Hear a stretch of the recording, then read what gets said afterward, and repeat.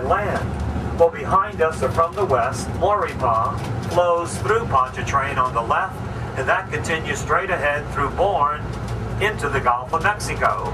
So instead of 3 lakes, it's really 3 bays, part of a larger estuary system, one flowing through the other into the Gulf. Now the waters of Pontchartrain are brackish. Fresh water flows into it behind us from the Mississippi River through what we call the Bonnie Carey Spillway. The straight ahead salt water backs into it from the Gulf of Mexico. It's very shallow, an average depth of 12 to 15 feet. That is what the 17th Street Canal had before Katrina. But how come this one doesn't? Well, look to your right. This is the only canal that has a strong S-curve. And the Corps decided to take advantage of that for future surges.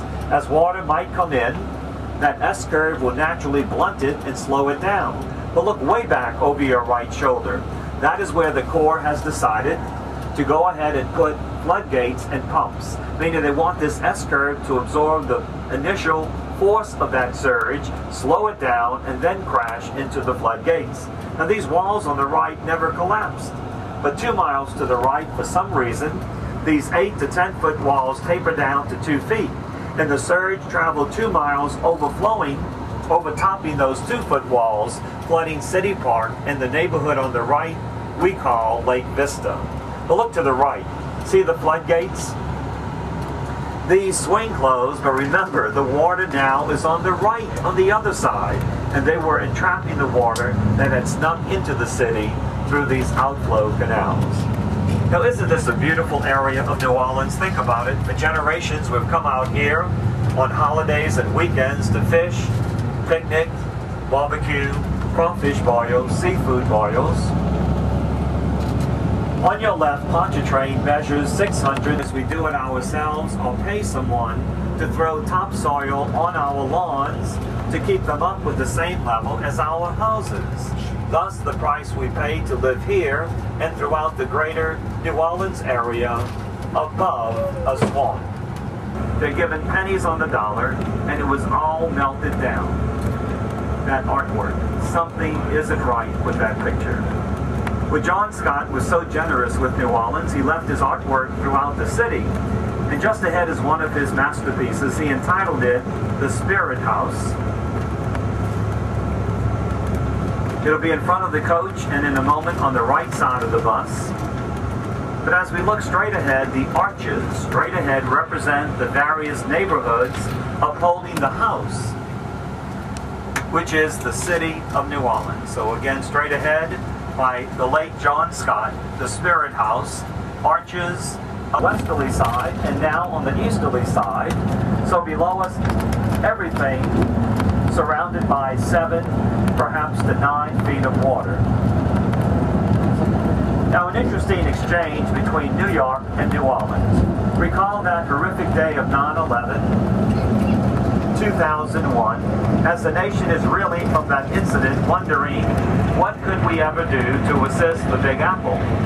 Well, we had a governor there. Next cluster of trees, there it is, the mighty Mississippi way over to the right. We'll come back closer. The coastal waterway begins behind us in Brownsville, Texas, up through Corpus Christi, Galveston, Lake Charles, right here through New Orleans. It continues straight ahead to Jacksonville, Florida, where there it splits heading south toward Miami, north toward New Jersey. Ships and barges, instead of plying their trade out into the Gulf of Mexico, around the peninsula of Florida, up the Atlantic, and also 8 miles ahead of us, the beginning of the Mississippi River Gulf outlet. That is simply a straight run for trade and commerce from the Intracoastal Waterway 40 miles to the Gulf of Mexico. Well, the winds of Katrina were so powerful, it backed up a 32-foot surge up that Gulf outlet, flooding everything we call New Orleans East, Plaquemine, St. Bernard civil parishes, and the lower Ninth Ward. Abandoned buildings, and I wonder, where are the citizens who once lived here in New Orleans East? I mentioned earlier the strip malls. Well, straight ahead was our city's premier strip mall, Morrison, named in memory of one of our former mayors, Deliseph S. Morrison. but it flooded horrifically. Wind damage, but mostly water damage. So compromised, the city had to level it. And as you look straight ahead, you will notice a large concrete slab, what used to be the Morrison strip mall. And again, where is that tax revenue? The convenience it brought to the neighborhood, and the many employees it used to hire. Now we are riding through, only a few have been leveled and are brand new. But ahead on your right used to be a much needed apartment complex. And yet look at the wind and mostly the water damage of Katrina. Only a few tenants have returned here on the right, yet the damage so evident 4 years after the storm, and we celebrate that 4th anniversary this weekend. But on your right, a great comeback story, Copper Creek. 18 months ago, the landlord got into his apartments on the right, gutted them out, upgraded them, and they have reopened. The timing is everything. They are now leveling a brand new apartment complex on your right. It opened 2 months before Katrina, and look at it now. It had to be totally leveled. On your right, you will see a familiar hotel, La Quinta, so covered in mold, they sold it. On your right, Quality Inn bought it out, demolded it, upgraded it on the right, and it has reopened. But look to your left. The landlord leveled his original apartments on your left and has rebuilt much-needed apartment living here in New Orleans East. And on your right, many apartments have already been leveled, but the landlord decided to keep these, yet water got into the second floor. It was so high, but he gutted them out, upgraded them on the right, and they will reopen. And we are passing through what used to be our city's premier shopping mall, Lake Forest. On your left, the remnants of Walmart and Sam's. Straight ahead where you see Lowe's, that used to be the area of Dillard's.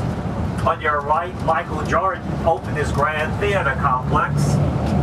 On the right, in '97, the brick and mortar more recent, it will be hosed out, freshened up, and will reopen. Look to the far right. See that small blue roof over to the right? Before Katrina, New Orleans had 9 24-hour, fully operating hospitals. Today, only 5 have recovered. To your right, Methodist Memorial Pendleton, one of the many casualties of that storm. And I know that's one reason why residents are simply hesitant to return on new buyers to come into New Orleans East, because there's no longer a major hospital to service their needs. Up a 32-foot surge, engulfing everything all around us. Now look to your right, see downtown New Orleans. Now look to your left. That is the Gulf outlet. Beyond it, Bourne Bay. The Gulf is 40 miles over. Now look to your right. Downtown New Orleans and the Gulf of Mexico are getting closer and closer together. But look to your left. In today's newspaper, they had an interesting report. See about 10 o'clock, this smaller channel, that was the width of the Gulf outlet when it first opened. But look at it today on the left. Saltwater intrusion has eroded most of everything that's green around us, but also the oil and gas companies run their pipelines throughout this area, contributing to that dissipation. Now look in front of us. Up until the 1950s, it was a thick forest of cypress trees and grass. Look at it today. Saltwater intrusion is killing everything. Look below us on the left. See the dead wood?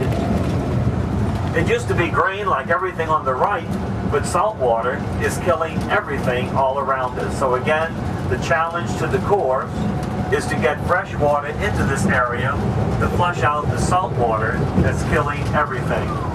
Now where are we? Submerged.